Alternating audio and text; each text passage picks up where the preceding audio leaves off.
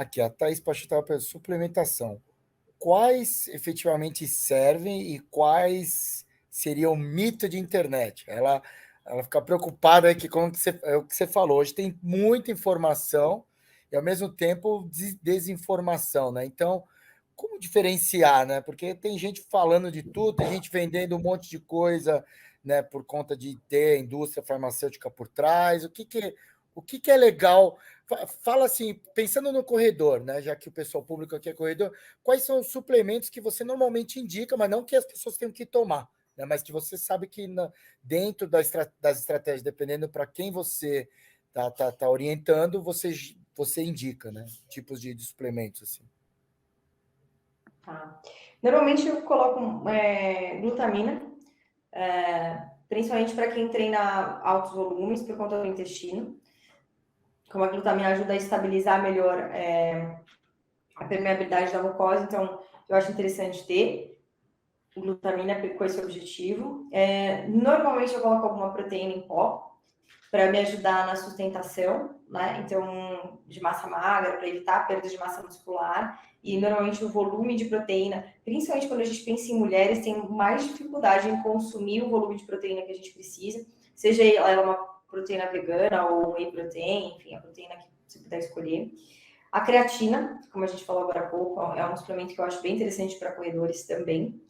As suplementações de carboidrato, que são bem legais e a gente tem bastante coisa. Então, os géis de carboidrato, cada vez a gente tem mais opções aí no mercado com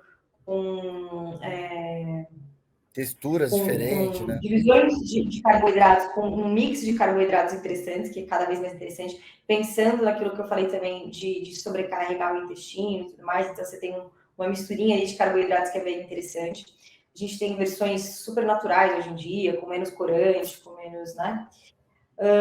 Para corridas longas, a cápsula de sal, a cápsula de sais, na verdade, né? Então, assim, principalmente quando a gente pensa em dias quentes ou em provas em lugares mais, né, de temperatura mais elevada ou provas mais longas, a cápsula de sal ou o isotônico, né? A gente tem que ter uma reposição desses sais aí que são perdidos, que eles ajudam bastante nesse inteirinho.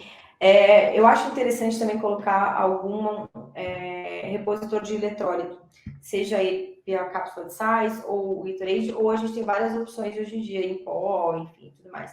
Isso eu gosto de usar às vezes até antes da prova, não só intra, dependendo de quanto dura, né, a prova ou o treino, enfim, uns treinos mais longos. E aí, quando a gente pensa em provas muito longas, um recovery talvez seja interessante, dependendo de como que a pessoa termina a prova, né? Para algumas pessoas eu prefiro colocar sólido, porque dependendo já sai com fome, né, dali. Mas para algumas pessoas saem sem fome, saem meio enjoadas, meio não querem comer, então um R4, um recovery de forma geral, ajuda um pouco ali também para essa parte, tá? Aí esses acho que seriam os principais, assim. Todos os outros a gente pode pensar se são interessantes ou não para colocar no meio do caminho. Mas, assim, os mais básicos, que funcionam muito bem, são esses. Esses aí, né? Que normalmente você mais indica. Aí também dependendo da estratégia de cada um, né? De quando. A gente tem Eu muita sempre. coisa que a gente sabe que tem efeito, mas não precisa ser para todo mundo. Depende muito de como é que essa pessoa tá, como ela tá durante os treinos, como é que tem sido a resposta dela. Mas a gente tem o BT-nitrato, que o nitrato, que é interessante. A gente tem vários outros suplementos que são super legais. A gente tem betalanina, a gente tem várias coisas interessantes. Mas aí a gente abre bastante o leque. Eu acho que se fosse para enumerar aí os 5 principais, 5, 6, nem lembro quanto eu falei, mas seriam os 5, 6 principais desses daí que eu falei. São os mais basicões, assim, que pode usar, que vai ter um bom efeito. E aí a gente começa a pensar em outras coisas. Que daí a pessoa tem muito desconforto de intestino, a gente pode pensar em outras coisas. Ela perde sal demais, talvez a gente tenha que manipular essa cápsula de sais específica para ela, que a gente faz um teste, né, para isso. Então dá para a gente muito além, sabe, dessa suplementação. Mas se a gente for ficar no básico que funciona, eu diria que são esses.